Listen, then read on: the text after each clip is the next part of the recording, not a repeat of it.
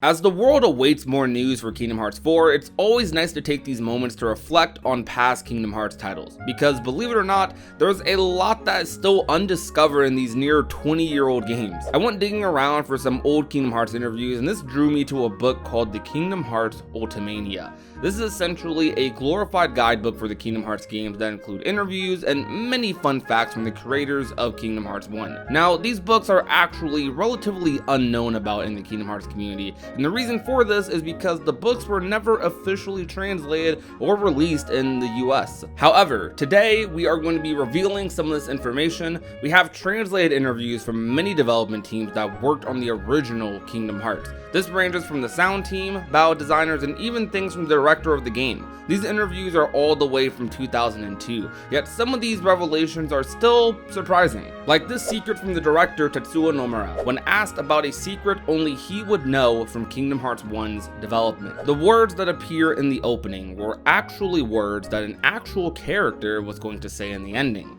Please enjoy speculating who was supposed to speak those lines. Kind of a mind-blowing comment to read about, given the landscape of Kingdom Hearts' current story. When talking about the opening, one would immediately jump to the line said right before Simple and Clean plays by Sora, which are lines reiterated by Yozora in Kingdom Hearts 3 Remind, in a game that serves as the finale to the Darkseeker saga many years later, making this kind of a crazy full circle moment for the franchise that, looking back on now with the context of this comment, makes you wonder. I've been having these weird thoughts lately.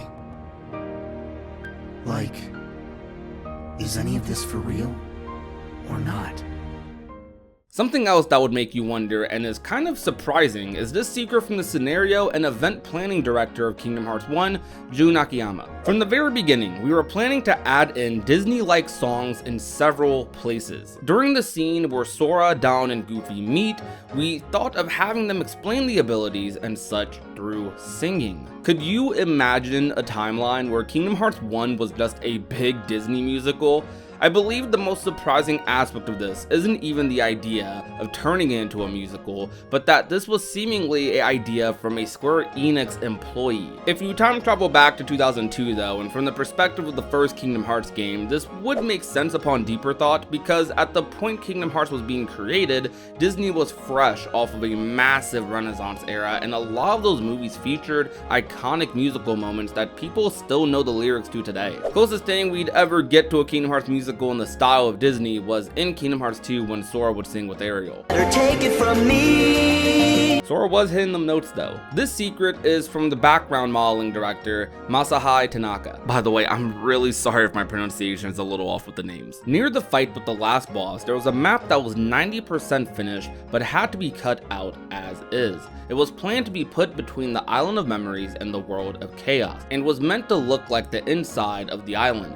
Since it was made so well, I felt sorry for the staff members who created it. What this reveal is referencing is a room dubbed the Crumbling Island found in the End of the World. In the PS2 release of Kingdom Hearts 1, this is a really old room that was found 14 years ago. It's a corrupted version of the Destiny Islands that you could say might be an extension to the area we fight Ansem in for the second time. This room has a lot of verticality, platforming, and looks like a finished room. Albeit it wouldn't make the cut, but it is nice to see this room officially acknowledged by a developer.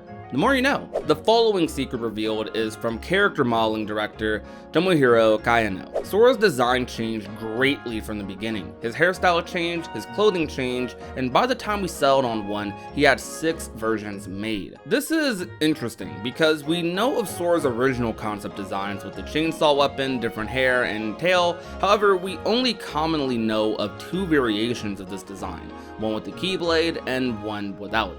I attempted to search through the Kingdom Hearts 1 Ultimania scans to see if I could find pictures of Sora's other designs, and nothing else stood out. With that in mind, knowing there's potentially 4 other versions of Sora out there we don't know about is extremely fascinating. I'm trying to see these someday, to know if they're actually that different from the tail and chainsaw design. Though continuing, there's a lot more secrets to unveil, including this one from the animation director Tatsuya Kondo. I was the one who directed the animation of the attack where Large Body beats his chest and and rams you. The supervisor worried that the animation never looked like it had enough weight, so I actually acted out the movements for him. Also, I was the model for Tinkerbell's hand movements during her summon cutscene. It's funny to find out that something like Tinkerbell's hand movements and the large body beating his chest were acted out. This isn't uncommon in animation even today, since trying to always animate or draw something from pure thought alone can not only take a lot of time, but is also just a lot more difficult. As someone learning how to draw and model to others trying to do the same thing and bring their concepts to life,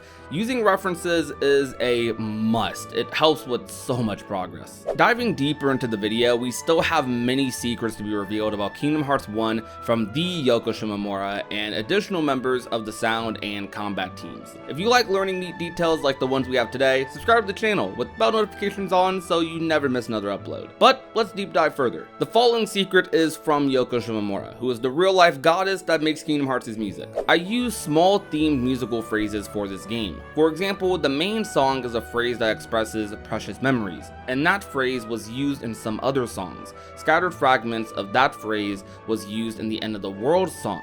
But were you able to catch that?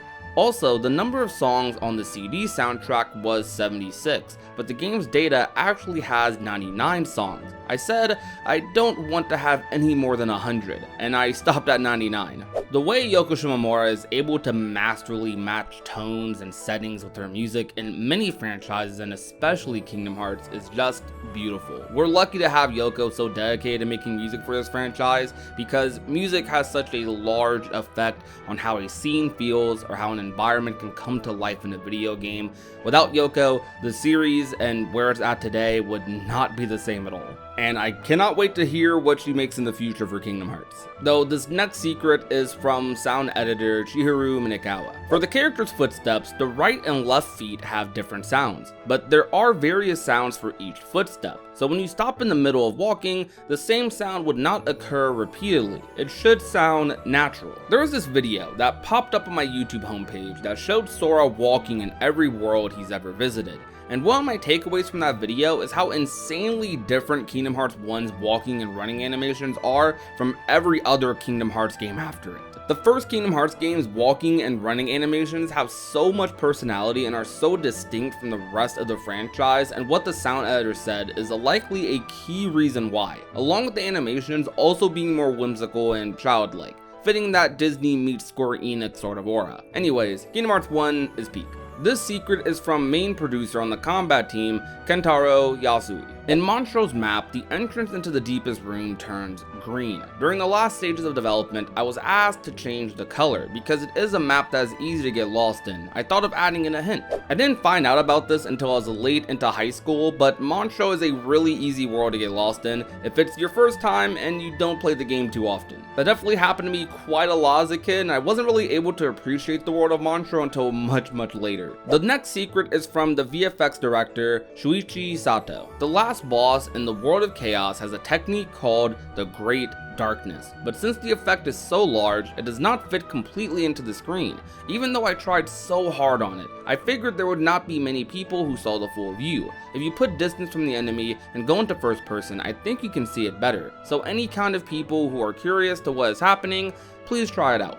So I went back to search up this move, and everything said and this still remains the case, even in modern versions of Kingdom Hearts 1. This move performed by Ansem's final phase is only viewable if you back up all the way during the move's charge up. It is visually a really impressive move, especially for 2002, and it's good that it still made it into the game at all, though it would have been nice if it was easier to see. As mentioned earlier, all of these secrets from developers about Kingdom Hearts 1 are from a book called the Kingdom Hearts Ultimania, which was released in 2002. Almost every Kingdom Hearts game has a Ultimania that goes along with it, and these books are huge and contain a ton of information. These interviews are an extremely small section of the books, which I have covered interviews from each Ultimania on this channel for nearly every Kingdom Hearts game. However, the interviews take up less than 10% of the overall book's size and content, and even that might be an exaggeration. The rest of the book is virtually unknown about or isn't officially translated. My next project on this channel is to uncover the lost secrets of the Kingdom Hearts Ultimanias, and I'll be working with members in the community to get this done